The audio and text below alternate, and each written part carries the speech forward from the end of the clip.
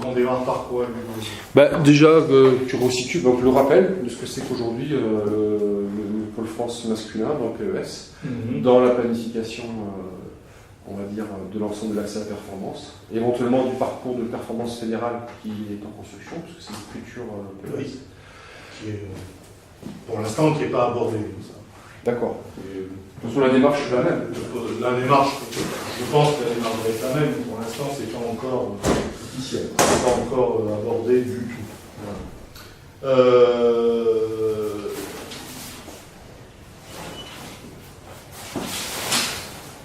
Dans le parcours d'excellence sportive,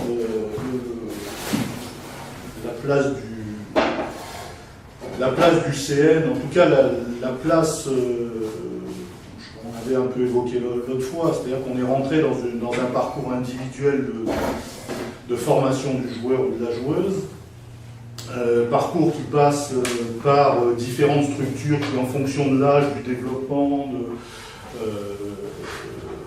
la progression de l'athlète, sont plus ou moins adaptées. Il y a les clubs, il y a les CRE, il y a les pôles espoirs, le CNVB ou l'IFVB sont vraiment aujourd'hui un des maillons importants entre ces étapes on va dire, de pré-formation et l'accès vers le très haut niveau, avec l'objectif pour nous simplement le renouvellement des équipes nationales et la performance des équipes nationales. C'est là peut-être qu'il peut y avoir, parce que sur les tranches d'âge, on peut être assez concomitant avec les centres de formation, mais c'est peut-être sur l'objectif final qui est la performance de l'équipe nationale par rapport à un objectif de centre de formation qui peut être souvent des centres de formation un peu différents. C'est peut-être là que la différence se fait. Dans ce parcours de 10 à 15 ans avant la performance à très haut niveau, les 2, 3, 1, 4 ans de passage au Pôle France sont des éléments importants par rapport à les changements de poste, à l'apprentissage en profondeur, ou développement en profondeur de ce qui est la préparation physique, par rapport aussi à l'apprentissage et à la connaissance du milieu international. C'est souvent à partir d'ici qu'on va commencer les premières compétitions internationales en cadet, puis en junior. Donc c'est aussi dans la performance de l'équipe de France, c'est cette connaissance et ce maillage avec le niveau international est un élément important. Donc, enfin, je pense que vous le connaissez, mais voilà un peu le positionnement du CNVB ou du IFVB. Aujourd'hui, une des difficultés que l'on rencontre, c'est la réduction du temps de passage par ces structures-là. C'est-à-dire que, au lieu d'avoir un processus construit justement avec les clubs professionnels, autant le passage Pôle Espoir, le Pôle France est bien construit en fonction, pas simplement de l'âge du jeune ou de la jeune, mais en fonction de sa progression, de sa maturité, de ses capacités de développement. Voilà, on va chercher la difficulté optimale en passage en Pôle France, en fonction du développement de cet athlète, pour lui permettre de continuer de grandir. Aujourd'hui, ce lien-là, il n'est pas fait avec les clubs professionnels. Alors, je parle plutôt en garçon, hein, parce que en fille, je connais bien moins le système, mais il n'est pas fait, et en tout cas, il n'est pas réfléchi intelligemment. Donc, je trouve qu'il y a une rupture du parcours à cet endroit-là. On pourrait tout à fait imaginer que la sortie du CNVB soit construite de la même façon, c'est-à-dire en fonction du projet de l'athlète, de sa maturité, de sa capacité à intégrer un collectif de Liga ou éventuellement de Ligue B, et à y trouver des conditions pour continuer son développement, à la fois d'entraînement, à la fois d'accompagnement, mais aussi des conditions de jeu, de temps de jeu en tout cas, pas de place offerte dans l'équipe, parce que c'est un jeune, mais temps de jeu possible et accessible. Et là, on pourrait tout à fait construire un projet très individualisé dans lequel la sortie serait complètement ouverte. Il ne serait pas lié à un âge, ou ne serait pas lié à des quotas, ou ne serait pas lié à des baisses de subventions qui fait qu'il y a une surenchère sur les jeunes joueurs français, ou des choses comme ça. Donc il faudrait vraiment qu'on arrive à construire cette dernière étape pour que le projet de performance jusqu'à l'équipe de France A soit complètement opérationnel. Voilà. Donc je ne sais pas si ça resitue un peu la problématique aujourd'hui du CNBB, mais bon, je prends l'exemple en passé des juniors qui pour nous sont sortis un an trop tôt.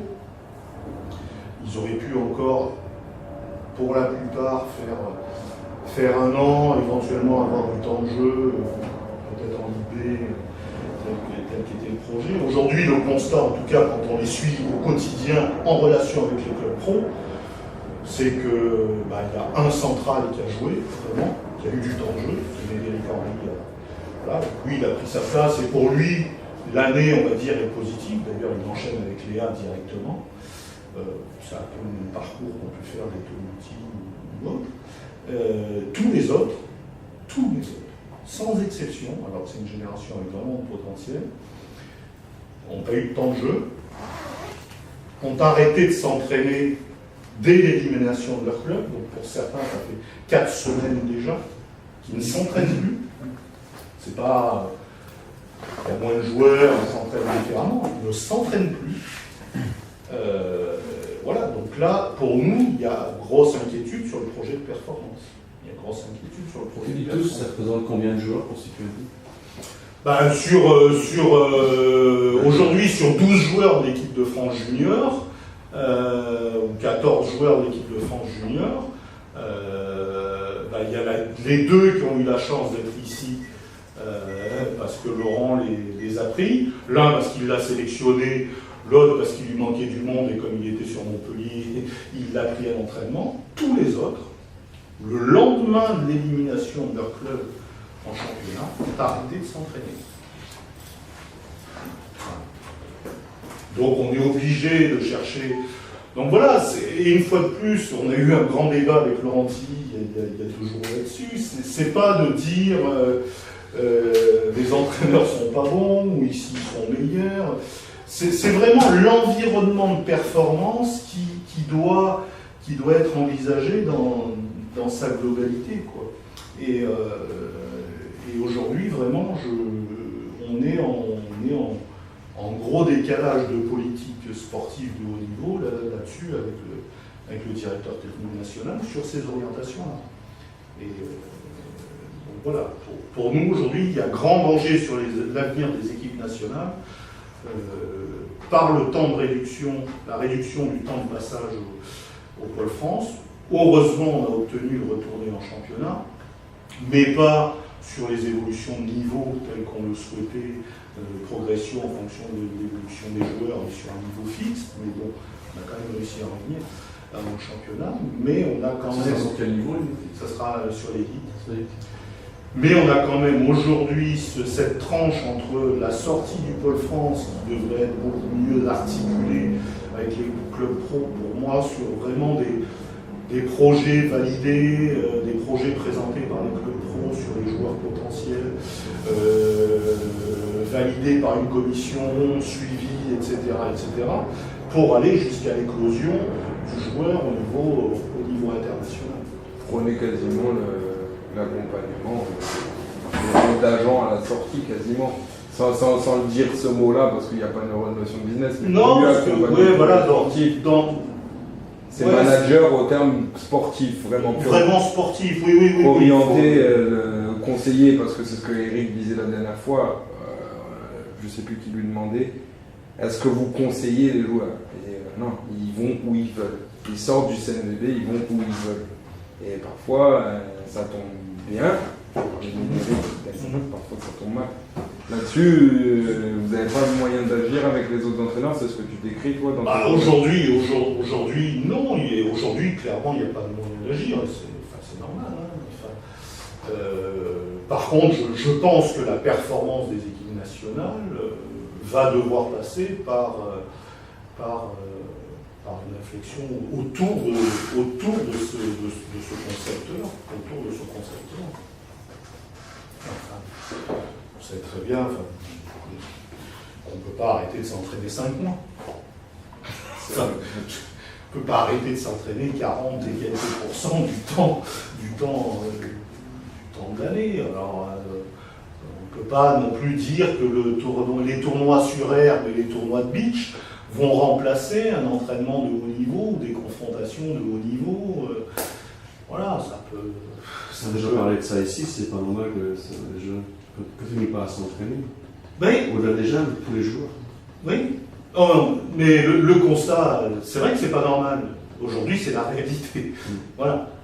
Aujourd'hui, c'est la réalité. Donc voilà. Et les exemples sont multiples. C'est-à-dire que quand un joueur nous dit aujourd'hui, bon, il n'y a personne dans le club pour m'entraîner, ben, tu peux quand même faire de la préparation physique. Ah ben non, parce que le préparateur physique, la saison est terminée, il n'est plus rémunéré, il était à la vacation jusqu'à la fin de saison, donc il ne peut plus s'occuper de moi. Et des exemples de ce type, mais je peux en les multiplier dans tous les domaines par ça. Donc aujourd'hui, la réalité, elle est là. Donc je veux dire, aujourd'hui, on peut remettre en cause tout le système de formation, toute la filière, tout ce qu'on veut. Il y a forcément des choses à améliorer. Une fois de plus, je parle vraiment en garçon. Mais aujourd'hui, tant qu'on ne résoudra pas ça, à mon avis, on sera mort. Voilà. Donc voilà un petit peu pour nous, le Pôle France, il est vraiment au cœur d'un dispositif où on peut dire qu'avant il y a de la préformation. Là, il y a une période d'apprentissage du haut niveau, du niveau international, et puis après, il devrait y avoir cette relation avec l'équipe de France et les clubs professionnels pour aménager, on va dire, la suite, la continuité du processus de formation qui doit être adapté à chaque joueur. Voilà, aujourd'hui, si on devait schématiser le positionnement du Pôle France, pour moi, il serait complètement dans ce système-là. Voilà. Alors après, il me semble, j'ai plein de questions sous les yeux. Là. Voilà, la deuxième question, c'est le diagnostic des savoir-faire des athlètes. C'est-à-dire comment vous créez en fait le première photographie des savoir-faire de ces joueurs pour rentrer dans leur formation individualisée. C'est-à-dire quels sont les outils que vous utilisez pour définir où sont ces communautés de travail, ces savoir-faire, Est-ce que ça se fait d'abord ici ou est-ce que c'est pas déjà fait pour l'espoir et si c'est déjà délégué pour l'espoir, comment vous travaillez sur quels critères? Alors bon, il y a un lien étroit avec les pôles espoirs. Moins étroit aujourd'hui parce qu'on n'a plus la possibilité matérielle, financière, même intellectuelle, de par notre direction, de se déplacer dans des pôles espoirs, mais il n'empêche qu'il y a un socle de savoir-faire qui est demandé dans les contenus de Pôle Espoir, par technique, sur le plan physique. Voilà. Ça, c'est des choses qui ont été travaillées avec les collègues, qui ont été travaillées lors de la réunion technique. Voilà. Donc là-dessus, c'est vrai qu'on a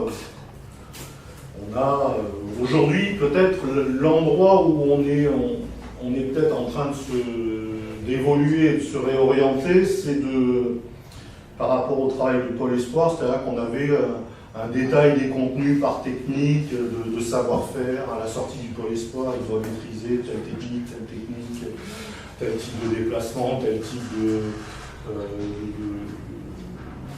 de schéma tactique, etc.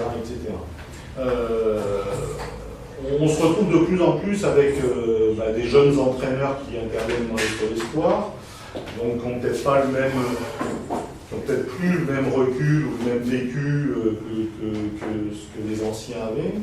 Et aujourd'hui, là où il faut peut-être, c'était peut-être assez naturel chez les anciens et il faut peut-être un peu plus accentuer le discours, c'est sur la mise en avant d'un point fort chez l'athlète. C'est-à-dire que oui, il faut développer un travail relativement polyvalent, oui, il faut essayer de donner un maximum d'outils, etc., etc. Il n'empêche qu'à court terme, et là où le joueur va être tout de suite opérationnel, rapidement repéré, rapidement pouvoir rentrer dans des processus d'équipe nationale et tout ça, c'est de s'appuyer sur un gros point fort. Et c'est peut-être là-dessus où les jeunes entraîneurs ont eu un petit peu de mal à cerner c'est-à-dire qu'ils ont un petit peu dilué leur travail, leur fonctionnement en fonction de tous les objectifs qui leur étaient fixés, et ils ont peut-être oublié un petit peu ce point d'accroche, ce point d'appui qui est autour du développement d'un point fort, peut-être du travail plus spécifique autour de ce point fort. Je parle une fois de plus de répartition, pourcentage de temps de travail, de temps à consacrer. Donc c'est peut-être là-dessus qu'on aurait besoin de mettre un accent supplémentaire pour être plus performant. Tout ce qui concerne la préparation physique a été considérablement augmenté dans la cohérence du processus. Donc voilà, ça c'est un petit peu sur la relation avec les pôles espoirs. Après la question c'était comment on... Les outils, c'est-à-dire que oui, le diagnostic technique il est lié à des tests que vous faites sur place, il est lié à des chaînes. Qu'est-ce que vous regardez? Des techniques, des qualités du pied, des chaînes musculaires, de la souplesse. Qu'est-ce qui vous, dans un premier temps, vous vivez dans les premiers concours d'entraînement? En fait, on est sur la formation initiale du joueur, on n'est pas forcément la formation continue comme vous pouvez avoir au club. Mais quels sont les outils? La part de l'œil de l'entraîneur, la part de est-ce que vous discutez ensemble? Est-ce que vous avez un plan individuel de formation dès le début ou est-ce qu'il se construit petit à petit? Est-ce que vous avez un tronc commun de formation, préparation physique, de toute façon que tout le monde fait de façon normale, on va dire équitable, plus à quel moment vous commencez à individualiser pour rentrer dans une logique individuelle? On rentre dans une logique individuelle dès le début de l'arrivée ici. Sur le plan physique, c'est évident. C'est-à-dire que, voilà, c'est même pas lié au poste, dans un premier temps. C'est vraiment lié à l'individu, d'abord. Voilà, c'est pour ça que certains sont sur 5 séances par semaine, d'autres sont sur un développement plus du travail d'appui. Enfin, c'est vraiment très ciblé, et dans un premier temps, c'est pas lié au poste. Donc là-dessus, David, il a à la fois une vision très individuelle du développement de l'athlète, et il a aussi quand même une vision, on va dire, de performance sur les échéances importantes internationales des équipes de France. Donc il a ce double objectif, cette double casquette qui mène de front. Sur le plan technique, on a, on va dire, un tronc commun de formation du joueur qui est, on va dire, qui est géré par Eric. Globalement, sa planification classique est basée autour de la maîtrise du ballon, du fond de jeu, de la qualité des deuxièmes contacts, de l'activité en défense, etc., etc. Plus des savoir-être à l'entraînement, mais qui globalement, en général, sont des choses acquises en pôle espoir. Voilà, on va dire que ça, c'est le tronc commun de départ. Après, sur l'individualisation, on y rentre par discussion en staff à 24, dès le début là aussi. C'est-à-dire que quand on vous a parlé, l'autre fois, je vous ai parlé, je pense, à la fois des spécifiques, mais surtout des leçons. C'est vraiment pour rentrer dans cette démarche d'individualisation très précise. Et là aussi, soit pour développer un point fort. Moi, je me rappelle, quand je suis arrivé ici, on était beaucoup orienté sur les points faibles. Voilà. Et voilà, je pense que de plus en plus, on essaie de s'appuyer sur les points forts des athlètes. Et donc, dans l'individualisation, il y a quand même aussi beaucoup ça. Après, les outils, c'est oui, notre œil, c'est la vidéo, c'est les retours vidéo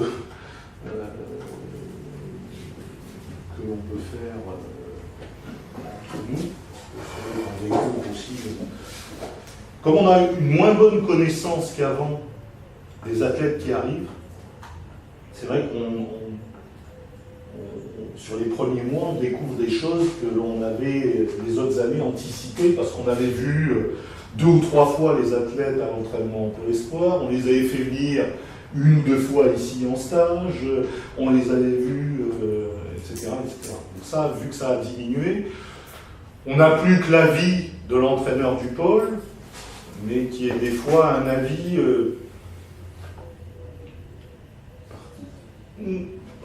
il y a l'avis partisan, effectivement. J'avais pas pensé à ça. T'as envie de prôner pour le joueur que t'as formé. Tout à fait. Il y a cet aspect-là pour vendre un joueur, entre guillemets, au CNDB. C'est vrai, il y a cet aspect-là. Mais surtout, il y a un avis qui est déconnecté des exigences d'un niveau supérieur. Et tu sais très bien que quand ça se passe moins haut, moins vite, moins fort, il y a des choses que tu n'as pas encore perçues, techniquement. Tu dis oui, ce type de déplacement, il est maîtrisé, sauf qu'il n'est pas encore maîtrisé, ou qu'à une vitesse supérieure, il est loin d'être maîtrisé. Voilà. Donc, c'est vrai qu'il y a l'aspect commercial de vendre un joueur, entre guillemets, mais il y a aussi cet aspect qui est déconnecté du niveau. C'est pour ça aussi que nous, on aime bien faire venir les joueurs. Parce que même nous, quand on les voit aux Interpol, par exemple, ou quand on les voit en stage, quand on va dans le pôle et qu'on les voit entre eux, on dit celui-là, il présente des choses intéressantes, etc. Mais bon, quand tu le vois à côté d'un autre niveau, etc., quand tu le confonds, des fois, là, tu vois des barrières ou des limites qui sont... Donc c'est important, je pense, cet aspect-là. Après dans notre travail, comme je vous l'ai dit, on se répartit à la fois, une fois qu'on a fait ce diagnostic, ces orientations un petit peu techniques, ces cycles prioritaires de travail sur les leçons, etc. On se répartit les tâches, et puis après on est quand même, on va dire, très autonome dans les démarches pédagogiques qu'on peut utiliser pour essayer de résoudre ces choses-là. Si c'était ça la question. Si vous avez des questions par rapport à ce deuxième point. Plus tu dis, là vous êtes autonome, après quand vous avez parti sur l'idée de tel joueur, il faut corriger ou il faut approfondir ce point fort, chacun propose sa solution, non. Vous tournez sur... Non, on tourne par cycle. Alors, on a testé beaucoup de choses. Hein. On essayait au départ, quand on a mis ça en place, l'arrivée de Jocelyn et puis quand il y avait Philippe Savant aussi, c'est-à-dire quand on a commencé à être plus nombreux dans le fonctionnement au CNDB, au départ, on avait tendance à vouloir tourner assez souvent pour dire justement les messages ou les démarches pédagogiques vont être variées et ça va amener de la richesse aux joueurs. Et finalement, je pense qu'à cet âge-là, en tout cas, quand c'est pour essayer de développer un point faible, il y a besoin de passer plus de temps et de rester plus stable sur les démarches un petit peu pédagogiques. Donc de rester un petit peu plus stable sur les intervenants. Voilà. Quand c'est sur un point fort, c'est peut-être un peu différent. Mais sur les points faibles, donc là on est plutôt sur des cycles qui vont de vacances à vacances. Voilà, au niveau de responsabilité. Ça rassure un peu le jeune sur le point faible d'avoir toujours un entraîneur qui travaille sur le point faible. C'est rassurant pour lui. Mais il faut si on travaille un point faible, c'est soit qu'il y a un problème de motricité, soit qu'il y a quelque chose qui a été déjà un petit peu ancré dans son schéma. Donc ça veut dire que tu es obligé de déstructurer pour essayer de reconstruire quelque chose. Donc c'est une étape qui demande un peu plus de temps. Voilà, je pense que c'est aussi pour ça que c'est important, parce que même si tu passes du temps entre entraîneurs à bien harmoniser ce que tu as voulu faire, comment etc., il n'empêche que la démarche pédagogique elle change, que le discours il change, et voilà. On a testé les différentes choses aujourd'hui sur le développement un petit peu des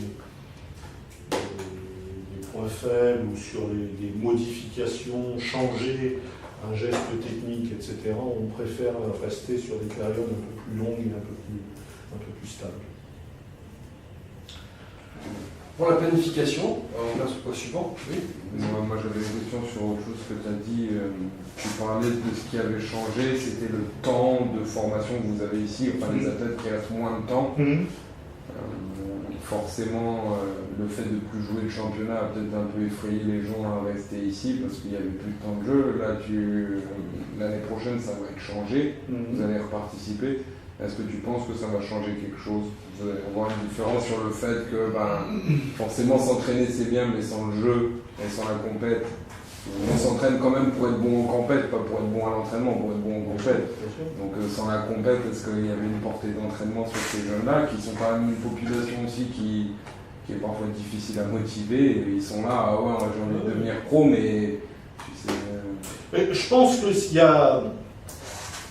Qu'est-ce que vous attendez du retour, vous, à la compétition, de pouvoir reparticiper à un championnat? Qu'est-ce que ça va changer pour vous, là, dans la formation, justement, et dans la planification? Alors, il y a plusieurs questions, il y a plusieurs aspects. Déjà, je pense que c'est pas simplement le fait d'avoir été sorti du championnat qui amène ces constats-là. Je pense que c'est un ensemble de choses. Sorti du championnat, ça en fait partie. Le discours un petit peu de dire, et c'est pas un discours faux, hein, attention, je préfère le dire d'entrée, on entend de plus en plus le discours, il faut s'entraîner avec des meilleurs joueurs. C'est vrai. Bon, je peux pas dire que c'est pas vrai, puisque c'est ce qu'on fait entre le pôle Espoir et le pôle France, c'est-à-dire amener une difficulté supérieure, regrouper les meilleurs, etc. Donc je ne peux pas dire que ce discours-là est faux, au contraire, il est vrai.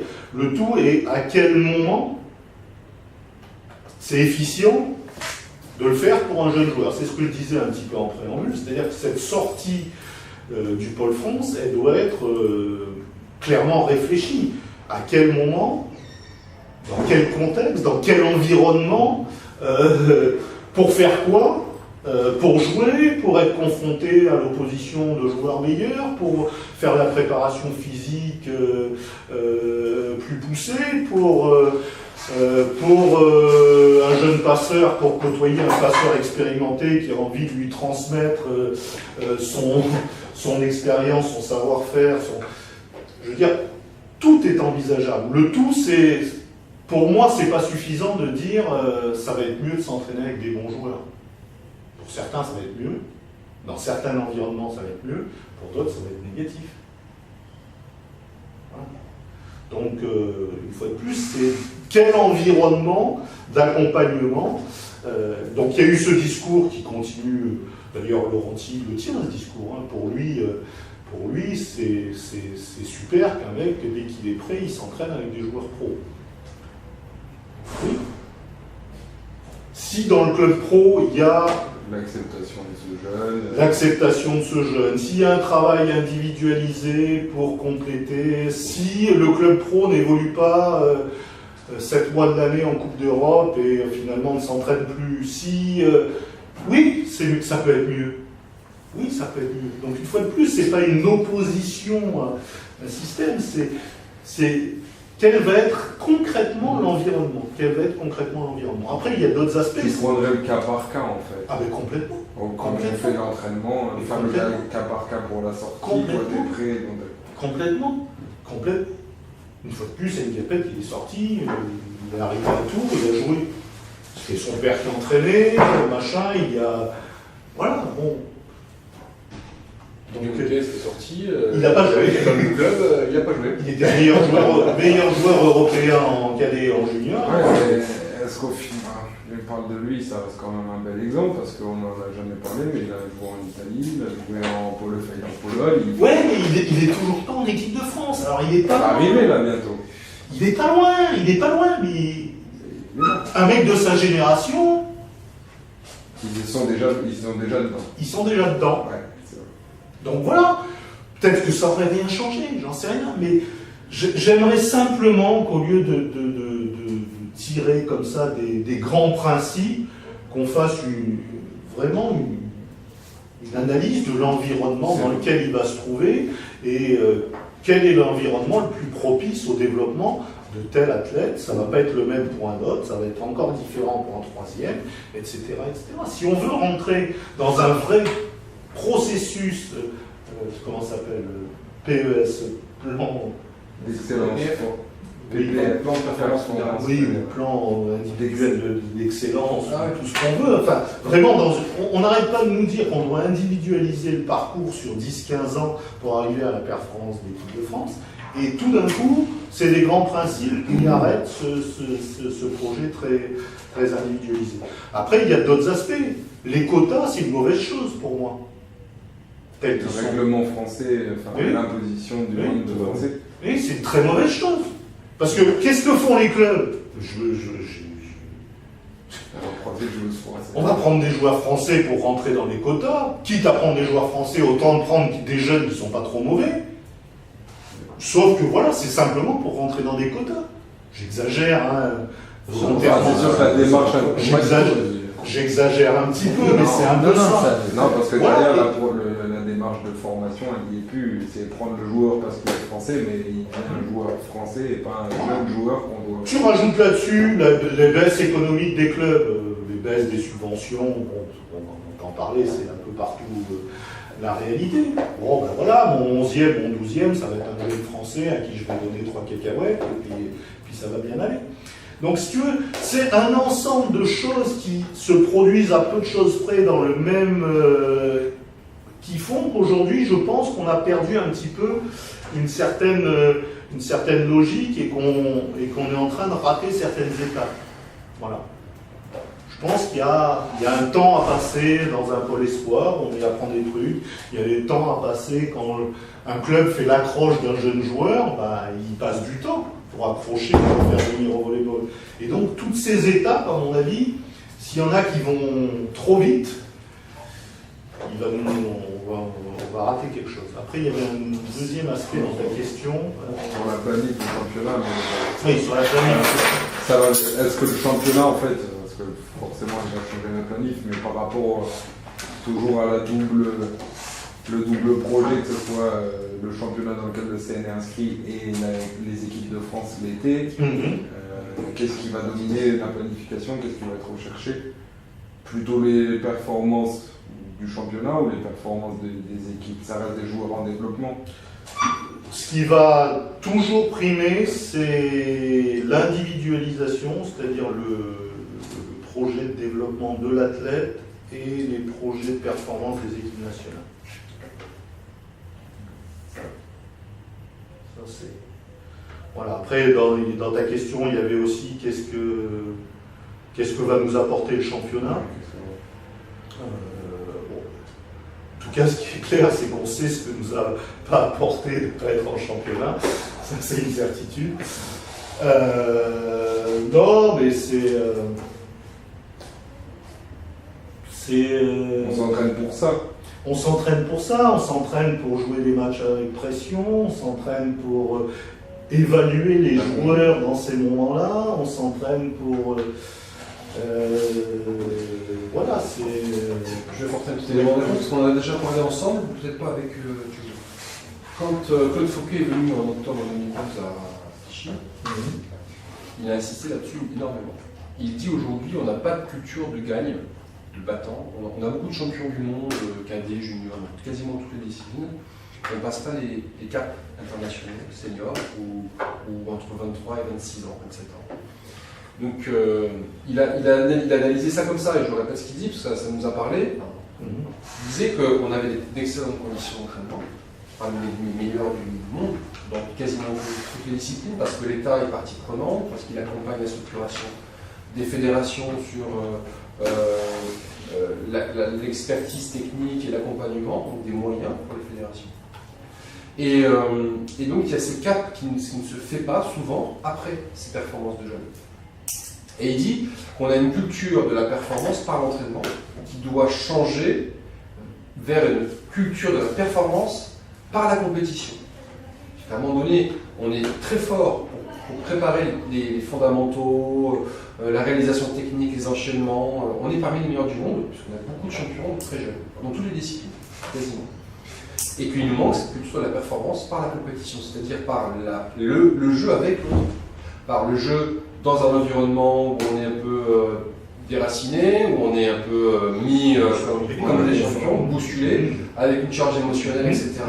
Et une vraie confrontation physique avec l'échec immédiat. Ce qu'on n'a pas quand on est là. Donc il parlait de ça. Et je pense que notre situation aujourd'hui, c'est de revenir à un outil de formation qui est la compétition, parce que c'est un outil de formation, ça a deux incidences. Le premier, c'est ce qu'on vient de dire, c'est-à-dire apprendre à perdre et à gagner, mais en tout cas apprendre à des situations de compétition, de déplacement, de gestion d'individu, de ses affaires, de son temps, de son sommeil, de sa bouffe, tout ça fait partie de la compète. D'avoir d'autres en face de toi qui ont envie de te bouffer régulièrement. Donc là, quel niveau de compète et quel niveau de performance? Est-ce que ce sont d'autres personnes du même âge? Là, on est partout dans tous les tournois du monde. Il faut avoir les moyens de le faire. Ou est-ce que c'est un championnat? Et là, on a malheureusement cet aspect financier qui nous empêche de faire tout le monde. Moi, je préférerais aujourd'hui que le CN tourne dans le monde entier. Ben voilà. Ah oui, clairement. Que ce soit une équipe en tournée, en clairement. C'est-à-dire que tu vas passer 3 semaines au Brésil, tu te confrontes aux Brésiliens, tu vas passer 3 semaines tu les reçois 3 semaines. Italie, tu reçois 3 semaines, en plus tu côtoies différentes cultures de jeu. Je veux dire, par rapport au projet équipe nationale, je pense que ça serait plus cohérent. Mais bon, c'est ça. Et deuxième aspect, on en a parlé ce matin, c'est pour ça que ça fait totalement le lien, c'est que ça permet d'évaluer la performance qui va être support des contenus dans la situation réelle de l'opposition. Parce que là, en ce moment, ce que je dis, c'est qu'il s'alimente par l'observation de ce qui se passe à l'entraînement. Donc c'est d'entraînement pour l'entraînement pour l'entraînement pour l'entraînement. Oui, et puis bon, c'est des repères après qu'on va donner aux joueurs. Voilà par exemple des données statistiques de ce que tu as fait en match. Ça va être du concret. Voilà l'objectif qu'on va se fixer individuellement ou collectivement en réception dans 2 mois, voilà, etc. Donc ces aspects-là, ils sont importants. Après, je ne sais pas si vous avez vu, les cadets ne se sont pas qualifiés au championnat du monde, ils ont fait une contre-performance au championnat d'Europe. Pour moi, aujourd'hui, ce qui a été communiqué là-dessus, c'est anormal. C'est-à-dire la communication, ça a été, oui, on s'est bien battu, je résume, on n'a pas joué au championnat, voilà. J'en ai rien à cirer. Aujourd'hui, quand on est équipe de France en masculin, c'est pas normal de ne pas se qualifier au championnat du monde. Voilà. Et je pense que quand on parle de compétition, etc., faire passer ces messages-là, ils sont hyper importants. Quand Laurent est arrivé ici, il avait mis le P au cube. Il avait mis un slogan dans le gymnase, P au cube. Performance, podium, permanence. Ça a été son leitmotiv dès qu'il est arrivé. Et je pense qu'on ne peut pas construire des projets de haut niveau sans cette ambition, sans afficher cette ambition. Je crois que l'autre jour, quand il est intervenu auprès de vous, j'ai écouté son intervention, il a clairement dit, voilà, on a annoncé en avant qu'on allait finir premier de la poule machin, premier de la deuxième poule, etc., etc. Pour moi, c'est essentiel ce type de communication. Pour moi, c'est essentiel. Donc, au travers de la compétition, c'est ces messages-là aussi qu'on doit faire passer. Je me rappelle qu'avec la génération de Tonuti, on faisait les matchs allés, et sur les matchs retour, par cycle de 3 matchs, il fallait qu'on fasse plus de points que sur les 3 matchs des matchs allés. Et ça, par groupe comme ça, parce qu'il fallait trouver des moyens pour leur donner des repères, pour qu'ils marquent leur progression, pour qu'ils se fixent des objectifs, etc. Et toujours des objectifs et des ambitions plus élevés. Donc la compétition, ça permet de faire passer tous ces messages-là. Très bien. Ça te va comme réponse? Je le prends. Giulio, tu as des questions à poser là? On passe au... Si, j'ai une question. Est-ce que tu sais que cette lien après pour France, non, et l'équipe, et les clubs, il a aussi avec au niveau du travail des agents? Parce que toutes les personnes avec qui je parle ici en France, les entraîneurs que je parle en France, ils me disent, je parle des filles, ils me disent que c'est très difficile, et moi aussi j'ai rencontré le même problème, d'avoir des contrats de plus de 2 années. Alors c'est clair que ça, c'est pas les clubs à avoir un projet sur une jeune fille, parce que si je prends une fille par une année, quand il est fini la saison en avril, il ne signe pas avec moi, il s'en va, ça, moi j'aimerais bien de travailler, mais la fille n'est pas là. Du coup, moi j'ai regardé un petit peu, vu qu'en Italie c'est pas encore pro au niveau des contrats, c'est amateur, du coup c'est un petit peu plus compliqué, c'est un petit peu plus Far West. J'ai regardé un petit peu les miei comme travail au niveau des contrats. Et si on regarde les miei, tous les jeunes basketteurs qui sont dans les collèges, ils ont 2 ans de contrat avec le club, et après le club il a l'option sur le premier contrat pro. Et là, c'est clair que ça donne un avantage pour moi. Ça donne une vie au club de travailler sur un français jeune, parce que moi je travaille, mais si après d'avril il s'en va, il ne retourne pas plus, et si moi je n'ai pas un contrat pour forcer la fille à retourner à travailler. Très bon sujet, parce que je vais l'aborder sur deux aspects. En garçon, il y a quand même beaucoup de joueurs qui signent des contrats d'aspirants de 2 ou 3 ans. Beaucoup. Et vous savez très bien que 2 ans d'aspirant, ça peut faire 4 ans dans le club. Puisque si le club lui propose au bout des 2 ans de poursuivre en tant que pro, il peut lui proposer de continuer sur la même durée de contrat aspirant. Donc ça peut faire des projets de 4 ans. Donc c'est intéressant pour le travail que tu évoques et la stabilité et la continuité du travail que tu évoques. Aujourd'hui, on est en train, nous,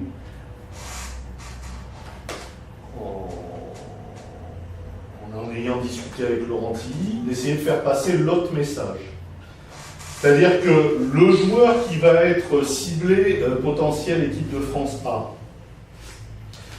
on aimerait bien que le club vienne présenter un projet de travail pour ce joueur à une commission dans laquelle, bien sûr, il y aurait surtout l'entraîneur DA.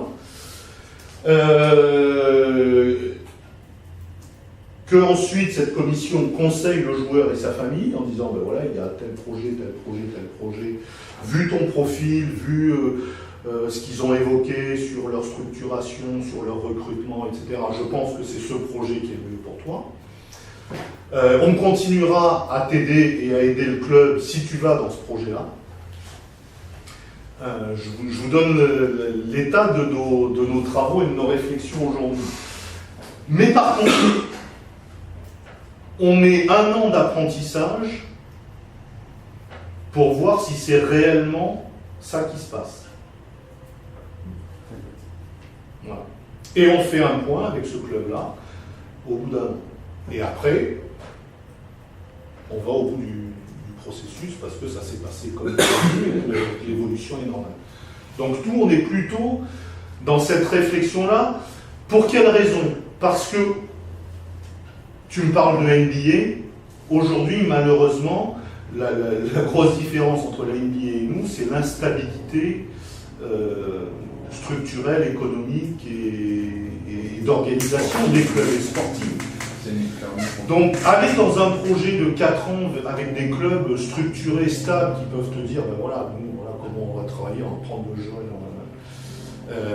Aujourd'hui, très peu de clubs qui peuvent s'engager à ça. Aujourd'hui, malheureusement, il y a très peu de... C'est pour ça qu'on préfère aujourd'hui envisager de dire on va demander au club d'essayer de bâtir un projet, de venir le présenter pour ensuite... et on fait une année d'essai, de test, d'apprentissage, on l'appelle comme on veut. Et au bout de cette année, on fait le point. Parce qu'on a, aujourd'hui, malheureusement, on a tellement peu de jeunes pouvant percer au niveau de l'équipe de France A, on lui maintenant un niveau de performance que on ne peut pas se permettre de faire une caisse que deux, quoi. Entre guillemets, Guillaume, on va le retrouver bientôt, j'ai aucun problème avec Guillaume, au contraire. Est-ce que c'est pas sur son cas, mais comme un autre, est-ce que c'est pas tout simplement une éclosion tardive plus qu'un loupé Non, ça peut être, pour ça qu'il ne faut pas faire. Ça, je sais jamais. Il ne faut pas faire un cas particulier, mais ce qui est sûr, c'est qu'une erreur d'orientation qui peut durer 3 ou 4 ans à cet âge-là, elle est dramatique. Elle est fatale pour les carrières. Ça, par contre, c'est une certitude. 4 ans sur une carrière, c'est voilà. Donc ces systèmes de... voilà, je pense qu'il faut y faire attention, et je pense que si on arrive à construire des projets communs avec des entraîneurs de club, et moi je suis convaincu que ça peut fonctionner, qu'il n'y a aucune raison qu'on soit en concurrence ou en opposition, mais il n'y a vraiment aucune raison, et on sera les premiers à laisser partir un joueur s'il trouve des conditions de performance meilleures ailleurs. Mais je pense qu'une fois de plus, il y a quand même quelques étapes et quelques moments à ne pas louper. Chez les filles, moi, ce que je vois c'est quelque chose que tu as dit à l'étage en dessous. Parfois, il y a une méconnaissance du haut niveau, sur les entraîneurs qui vendent un joueur du niveau pôle au niveau au-dessus. Et finalement, toi, quand tu te rends compte que ce joueur-là, il sait faire des choses, mais par rapport à l'exigence de ton milieu, à ton âge, il est complètement à la masse. Il y a ce sentiment chez les filles, voire même il est plus dramatique pour moi, et il se passe entre la sortie de l'IFBB et l'entrée dans les centres de formation pro. Et là où les clubs devraient plutôt finaliser une formation déjà entamée sur ce cycle fédéral, il y a des filles qui sortent de la filière fédérale et qui sont pas à reprendre complètement, mais qui en tout cas sont en décalage par rapport à l'exigence du haut niveau. Alors, et surtout sur le plan physique. Surtout sur le plan physique. Bon, si tu veux, par rapport à ce que tu dis, moi je réagis sur 2 aspects. Le premier, c'est que pourquoi nous on est intéressés pour que les entraîneurs de pôle soient liés au niveau à deux étages peut-être. Pour nous, un pôle espoir accolé à un club pro, c'est intéressant. Parce que cette culture de l'entraîneur de pôle qui côtoie l'équipe pro et c'est quelque chose qui va amener des choses. L'exemple d'Eric Rouer à Cannes qui côtoie Kovakovic, qui a côtoyé Laurenti avant, je ne sais pas qui encore avant, Philippe Blin, peut-être, il était déjà là. Bon, forcément, c'est quelqu'un qui a donc ça, c'est important. Le deuxième élément important, c'est que ces gens-là côtoient aussi le niveau international. Donc qu'il soit entraîneur ou adjoint sur une équipe de France cadet, junior, participe à un championnat du monde, à un championnat d'Europe, etc., etc., c'est aussi essentiel. Parce que là, justement, il y a ce lien avec, tiens, moi, les gamins, je les ai à 14 ans, ils sont comme ça, il faut que je les amène, c'est là-bas qu'il faut que je les amène. Donc, oui, je vois vraiment ce que c'est. Je vois vraiment ce que c'est.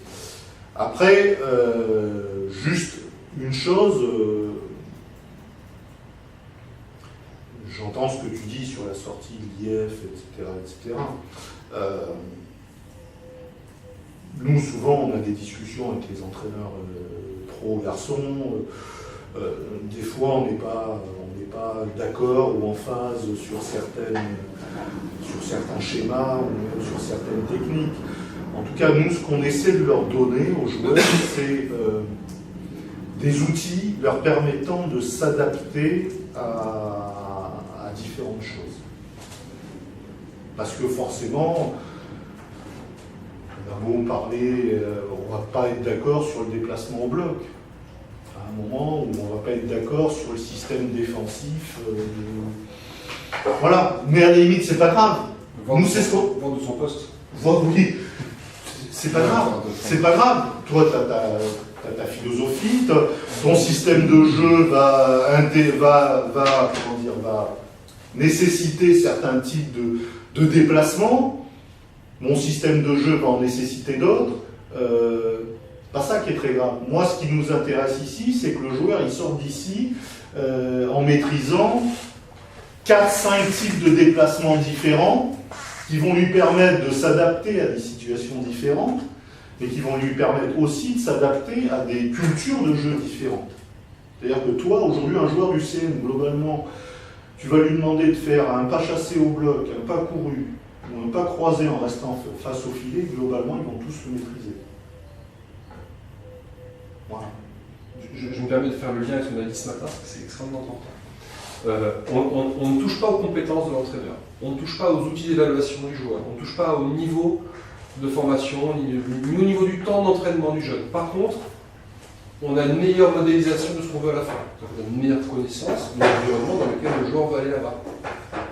Donc au moment où on construit ce joueur, on a une vision plus ou moins objective de ce qu'il veut, parce qu'on veut amener. Et si on a ce regard posé par celui qui est déjà, qui vient nous aider à accompagner, donc on a une planification d'entraînement qui ne sera pas la même, une inclinaison, vous savez, des besoins.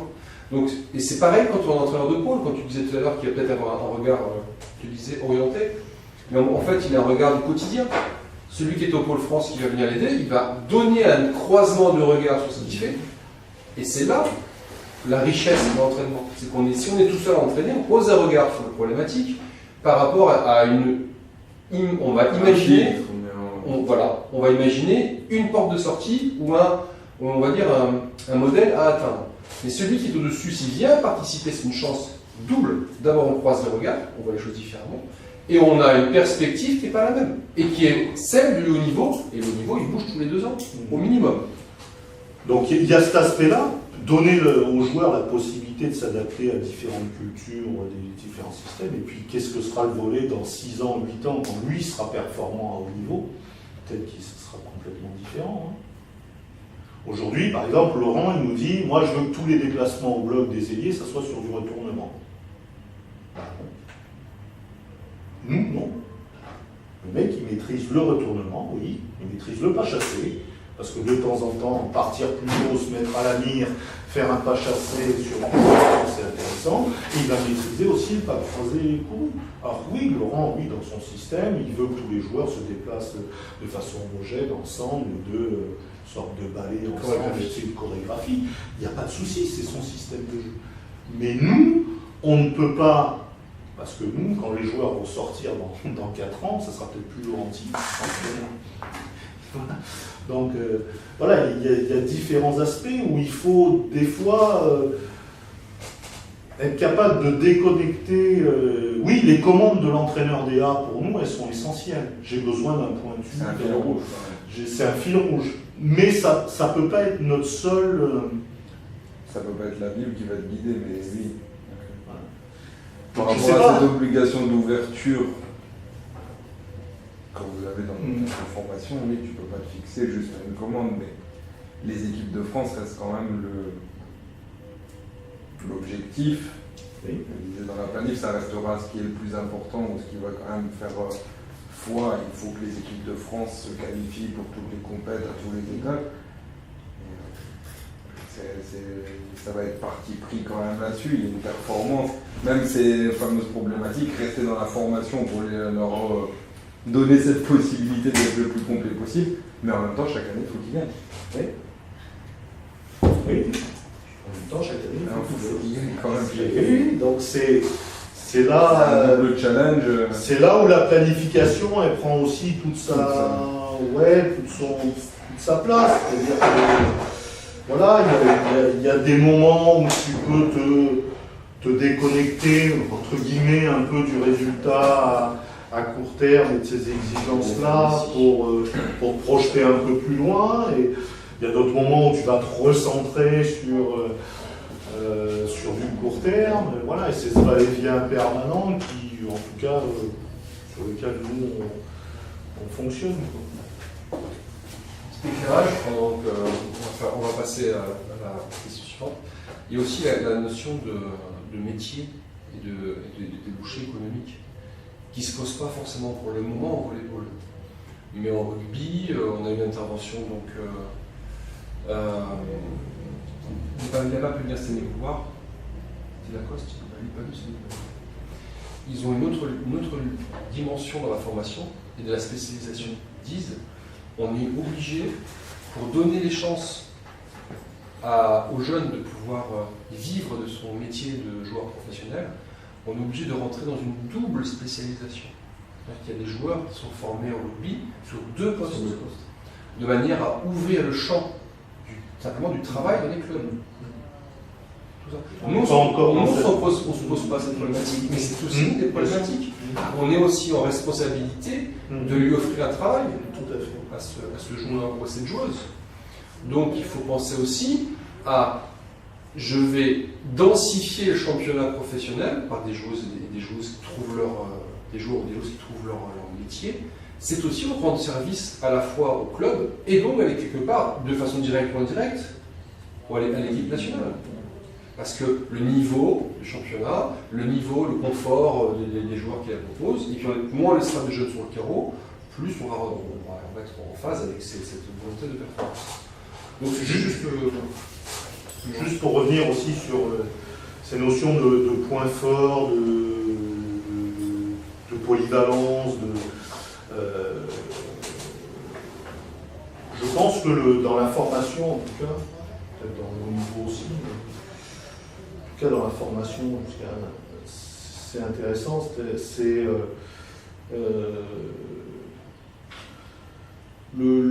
l'alternance ou le passage permanent entre ces 2 concepts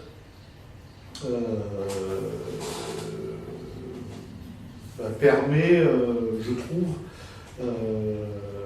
c'est-à-dire que se polariser sur développer simplement un point fort, il y a un moment où on va arriver à une sorte de barrière pédagogique, une barrière de progression. Et là, repartir sur une certaine polyvalence va permettre, je trouve, de faire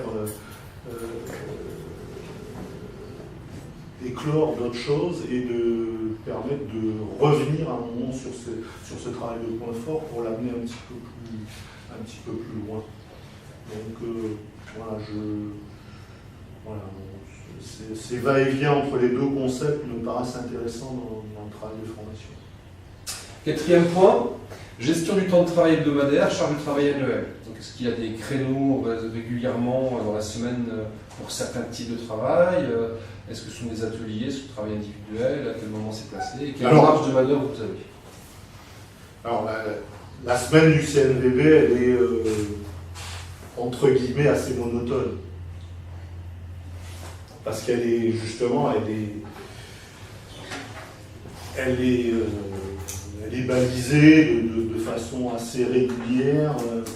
Et par exemple, le fait de ne pas jouer en championnat cette année nous a amené à des fois à faire des matchs en semaine, puis après nous entraîner le week-end.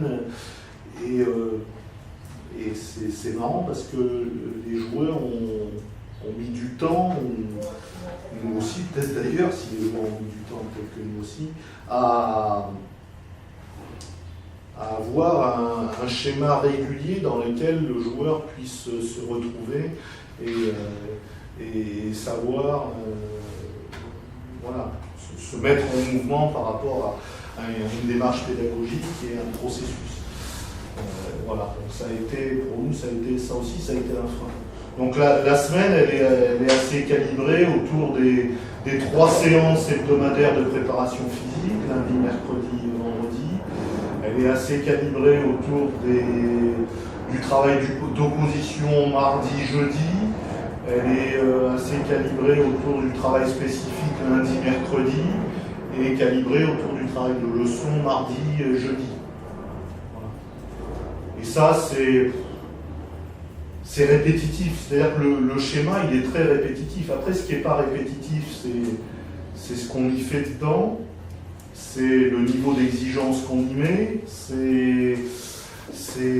voilà. Mais sinon le processus il est quand même assez répétitif, c'est-à-dire que le joueur il sait voilà, quand je viens à tel moment je sais ce que je vais y trouver, je sais pourquoi je viens, et en tout cas sur des cycles au moins de 6 semaines, c'est quand même assez redondant, quoi. Après, le travail d'opposition est quand même, il est orienté toujours autour de 2 aspects.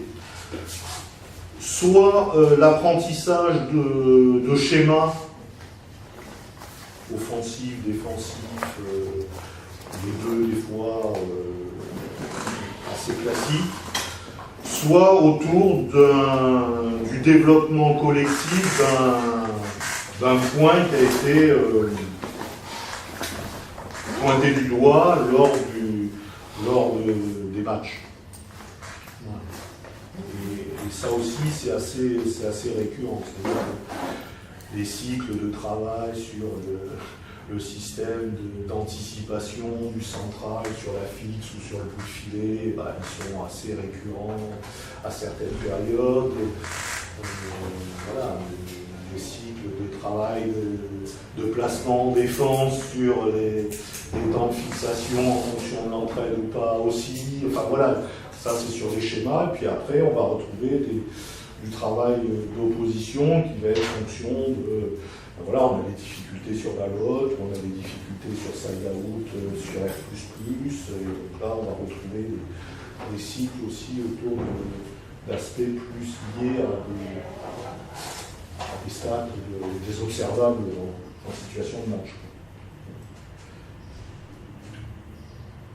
La question suivante, le point suivant, c'est la coordination du staff et le suivi des performances des joueurs. C'est ce que tu as dit tout à l'heure, c'est qu'il y a vous avez un avis chacun sur à quel moment le joueur passe dans un stade suivant dans sa planification. À quel moment vous dites ok, ce cycle-là se termine pour lui, il faut qu'il passe à autre chose. Il y a un tuteur par joueur, il y a par génération. Comment vous organisez? Non, pas par génération. Il y a, comme je le disais, par travail spécifique sur des périodes. Donc là, c'est celui qui est en charge du spécifique qui met les ingrédients. D'ailleurs, des fois, on peut tout à fait être sur un spécifique passeur et avoir 4 passeurs et faire une évolution différente parce que l'évolution des 4 passeurs n'est pas la même, ce qui est souvent le cas. Donc il y a cet aspect-là. Après, sur les leçons, c'est la même chose, puisque moi, je suis resté pratiquement 6 semaines sur l'appel d'attaque d'un dernier, j'ai fait que ça. Voilà, donc c'est aussi quand même l'avantage, on va dire, d'être nombreux, c'est-à-dire qu'on peut vraiment se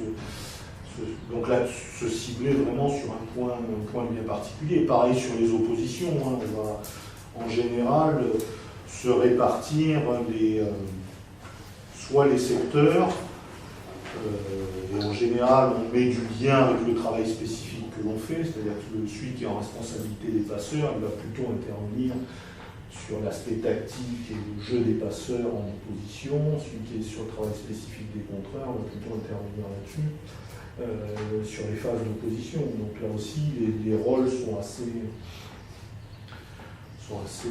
clairement définis. Après, c'était quoi la partie de... C'est la charge de travail annuelle. Non, le réajustement technique, pardon. Quand vous avez un souci ou quand il y a un joueur qui stagne, comment vous. Est-ce que vous partez sur le travail plutôt physique? Est-ce qu'il y a une partie qui est liée, qui est sous la responsabilité du préparateur physique, sur le problème technique? Oui. Et comment vous faites ça? Oui, parce que on va évoquer par exemple un problème de frappe de balle, d'ouverture d'épaule, d'amplitude, de retard du coude et de la main sur l'avancée de l'épaule, etc., etc. Et on va confier un cycle de travail à David sur cet aspect bien spécifique. Pour le déconnecter, on va dire, de la partie spécifique ballon, y mettre une approche un peu différente, une approche aussi venant d'une autre discipline, puisque David peut exprimer des choses venant par exemple, sur cet aspect de l'épaule, venant du lancer de javelot, voilà, et donc amener une autre vision là-dessus.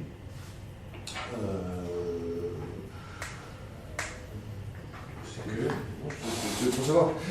Ce qu'il faut retenir, c'est qu'effectivement le joueur voit, il est témoin que mon problème ou son problème est pris en charge et qu'il y a plusieurs types de résolution de problèmes qu'il a. Donc il est donc lui-même conforté dans cette image que sa performance est au centre de l'activité de tout.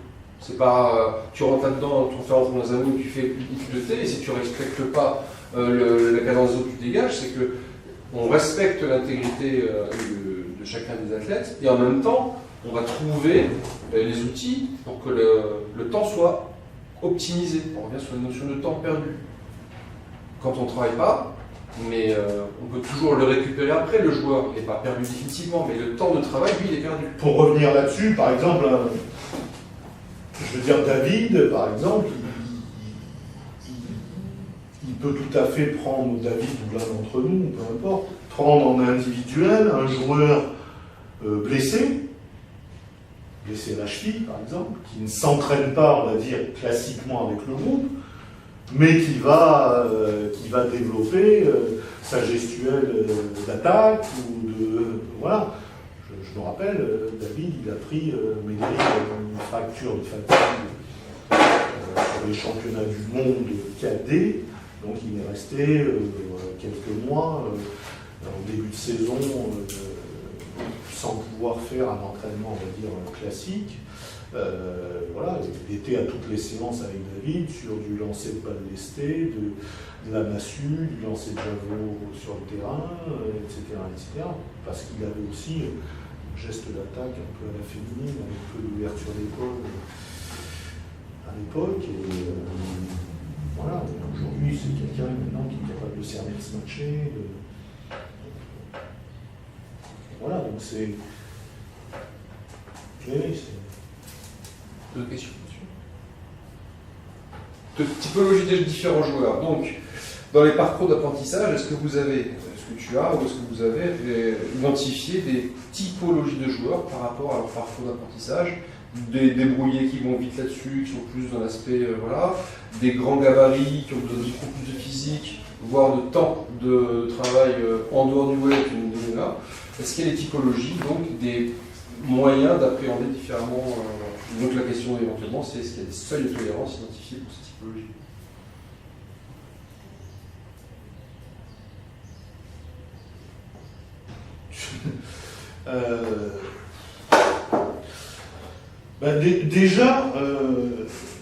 Déjà, il y a plusieurs aspects. Il y a l'aspect déjà, selon l'endroit d'où vient le gamin,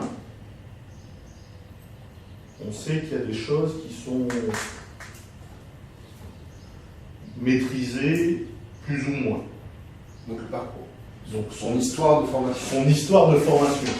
Voilà, aujourd'hui, on sait très bien que dans certains pôles, voilà, l'aspect du contre est très développé, dans d'autres, il est moins abordé, mais le fond de jeu est plus développé. Donc déjà, le lieu d'où il provient nous donne des indications sur peut-être soit les points forts qu'il va avoir, soit les points forts qu'on peut rechercher, soit les choses qu'il va falloir peut-être accentuer en début de formation. Certains vont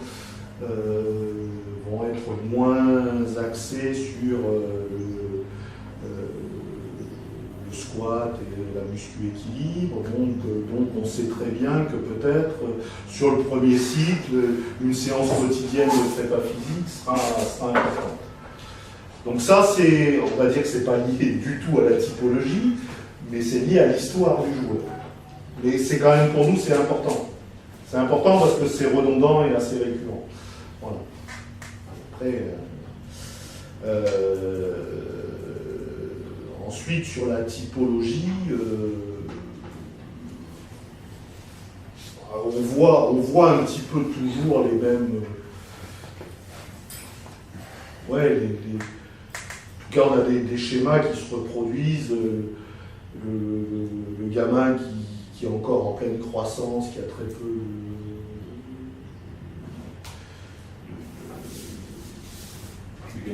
de gainage, voilà, de développement musculaire dans son ensemble. Après, on a le joueur très, très technique, très débrouillé, mais qui globalement s'entraîne pas très bien parce que avec peu d'exigences, parce que son niveau de savoir-faire lui a permis de s'en sortir suffisamment jusqu'à un certain stade. Après, qu'est-ce qu'on a comme... après, on a des gamins qui ont démarré tardivement l'activité et qui ont donc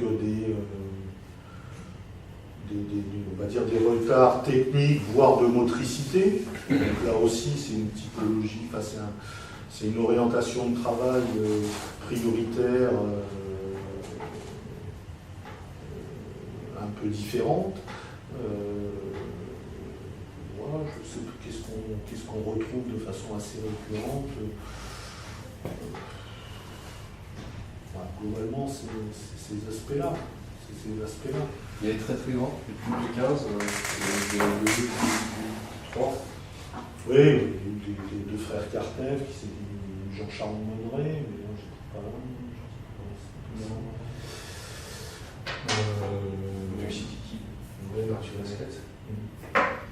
Donc on a encore des profils comme ça en France. Plus de 10 là. Là, on n'en voit pas beaucoup.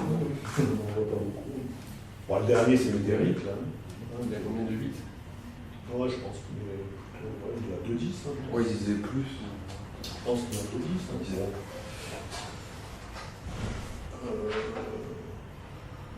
Seuil de tolérance.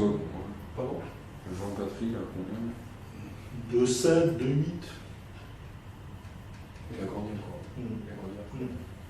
Lui faisait grand. Ok. Qu'est-ce que tu appelles seuil de tolérance? Eh ben, alors, oui, ouais, non. au niveau de l'entraînabilité, il y en a quelques-uns qui vont pouvoir tenir un entraînement parce que physiquement, mentalement, ils y sont. Est-ce que donc vous faites attention donc, à la notion de surentraînement, pas forcément physique. J'avais compris seuil de tolérance, ou même l'acceptabilité. C'est-à-dire un certain seuil dans la composition du groupe de joueurs. Non, c'est la seule tolérance individuelle à la charge d'entraînement dans l'individualisation. Même moi, je peux vous compléter par comment vous acceptez ou dans cette idée d'individualisation. Par exemple, tu vas mettre une situation en place, tu sais que tel joueur est plus prêt à y répondre favorablement. Sur un tel autre joueur, ça va le mettre tout de suite en difficulté parce que lui, clairement, ça cible son point faible, par exemple. Alors lui, l'exercice, il colle bien. Lui, bon, il est au-dessus du lot, donc... Et à quel moment, je sais pas, pour lui, il va falloir que ça soit du 100%. Pour lui, ça va falloir être à 80% d'efficacité, on considère qu'il est bien. Voilà. Comment tu définis ça, comment tu tolères en fonction de chaque profil Comment dire